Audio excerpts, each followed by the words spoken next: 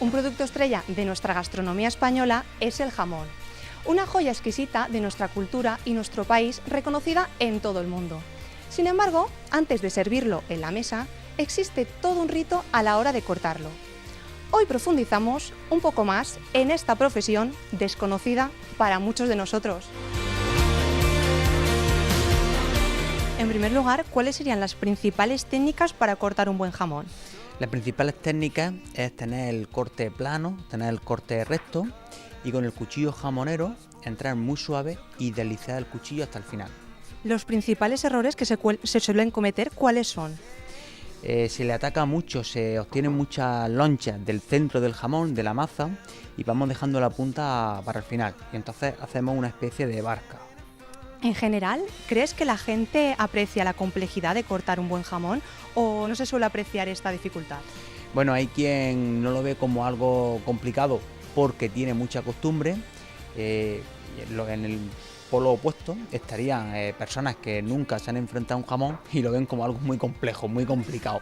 Pero no es una tarea excesivamente difícil. ¿Hay varios estilos a la hora de cortarlo?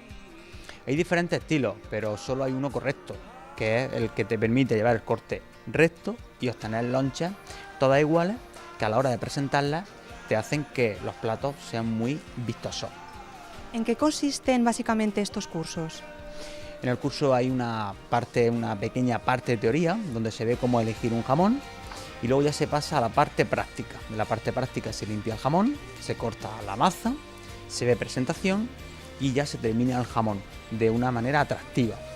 Cada alumno haría también un plato de presentación. ¿Con estas clases ya se puede decir que se podría aprender bien a cortar un buen jamón? Se aprende la técnica de cortar bien un jamón. Luego hay que practicarlo. ¿Qué es lo que más te ha llamado la atención para apuntarte a este curso? Que esto es un arte, ¿no? Entonces, como buen español, me encanta el jamón, ¿no? Entonces, siempre en casa o algo hacemos la típica barca, te peleas quién corta, quién no corta. Y yo vivo entre mujeres, mis hermanas, todo, y siempre me toca a mí a pringar con el jamón, ¿no? Entonces, pues me he decidido, ¿no?, a aprender. Sutil, sabroso, intenso. Este sería un ejemplo de un buen corte de jamón ibérico. Os aseguro que el sabor, la textura y la calidad se notan en el paladar. ¡Viva el producto español!